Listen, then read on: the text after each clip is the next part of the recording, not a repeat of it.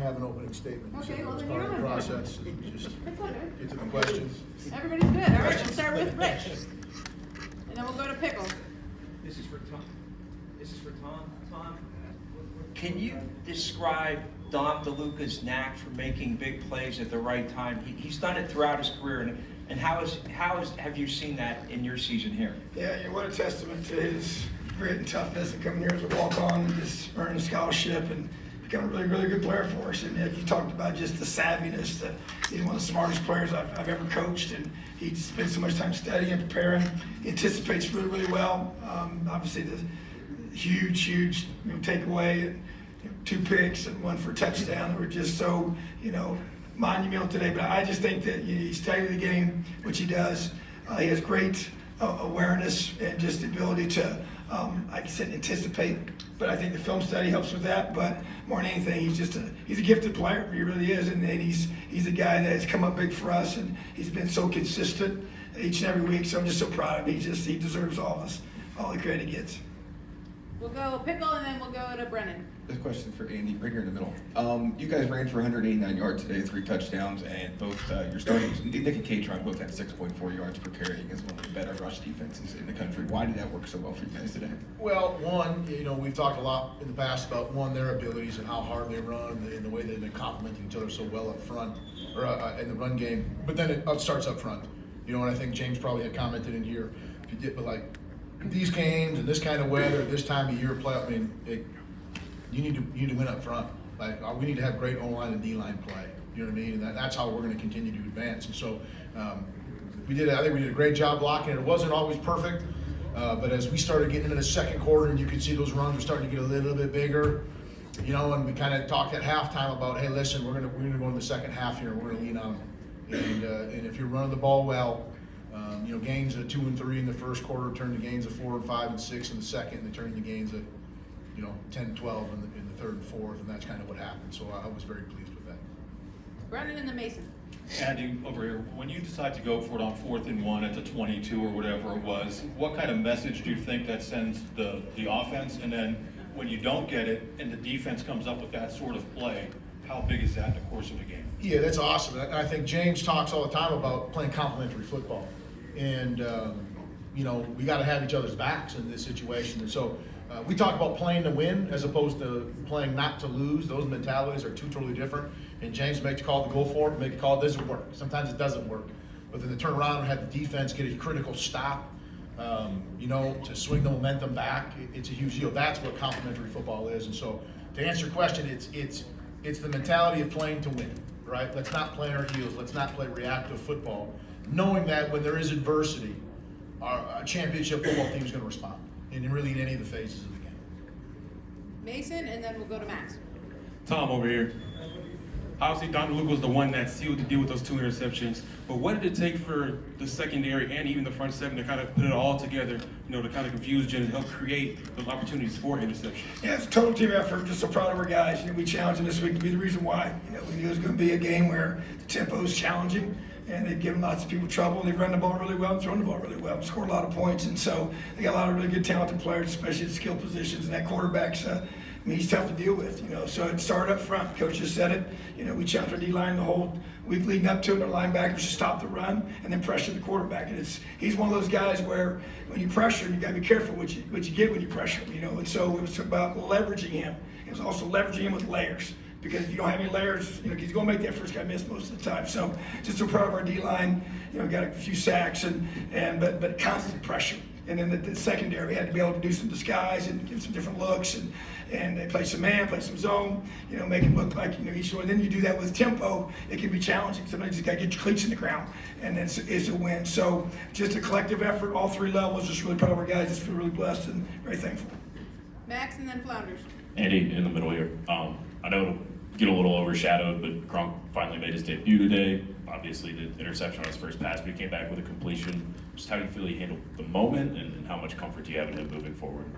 I think he handled the moment fine. You know what I mean? There was no adaptation of what we had to call or anything like that. He was prepared all week to go into the game like we would expect, right? I think anytime that you're the backup quarterback or the third string quarterback, like you need to prepare like you're the starter, and he does that. You know, and I thought he went in and handled it well. You know what I mean? You know, you probably want that throw to be a little more on the body or hand it off, but you know, it happens, right? And so you go back out there, you get it out of the way, and you respond in adversity. It's a little bit what I said before about how it is football. I mean, it's playoff football, so it ain't going to go perfect the whole game, and you're going to have to respond to when things aren't going well. And what he did in that to allow us to go out there and chew some more time up off the clock, it kind of really exemplifies how today went, I thought. Bob and then Audrey. Andy, how you doing over here on your left? How you doing? Great, how are you? I was going to ask you about the other Penn State quarterback, Drew. Good defense you went up against today. Conditions probably weren't optimum, maybe to throw the ball. How did you see him play today? And it looked like it maybe took him just a little bit of time to get going. How did you evaluate Drew? Yeah, you know, without watching film, you know, and I didn't even see statistically how it was, but you know, in the second half, we joked. I don't know how hard to call the pass in the third quarter when he was out there, and I think that one drive we ran the ball the way down the field, which is awesome. That's what we want to be able to do in a game like that. So yes, weather conditions aren't great, they're not optimal, they're ripping around. That's playoff football, that's the way it is. There's no excuses to really not execute in any capacity. But I would tell you one thing, you know, that's not going to show up in the stats is how many times he is our leader and the straw that stirs the drink, how many times he puts us in the right play. You know, we had a lot of run checks in the game plan. For him to put us in the right play and get us in situations that are favorable, allow our guys to execute, that's a big part of being a quarterback as well. Audrey, then Daniel. Hey, Andy, to your right. You mentioned playing not to lose, and James told us that, you know, all week he wanted you guys to call the game aggressively. What does that mean for you to kind of have that opportunity, and was there any surprise or hesitation on that 4th and 1 when he's telling you, hey, we're going for this? No, zero. He was totally on the board with, go for it, okay. You know what I mean? It's that simple. And he communicates, you know, frequently throughout the drives of what he's thinking, you know what I mean, and when he thinks we might be able to go forward or not. So, you know, that's something we practice daily, honestly, through practice and what we're doing and in our game management meetings. So there was no surprise or hesitation or you know, and there was none of that, no hesitation. And you could just see our kids too, we're like, whatever, okay, here we go, another play, another opportunity.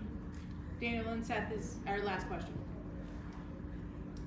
For both of you, just what you can say about the ride to get to where you are. You heard Coach Franklin talk about how this is a family and how they've worked together throughout this entire season, that they could play in any decade of Penn State football. What can you say to being a part of this family and riding to this point right now and having a historic win in the college football playoff? Go ahead.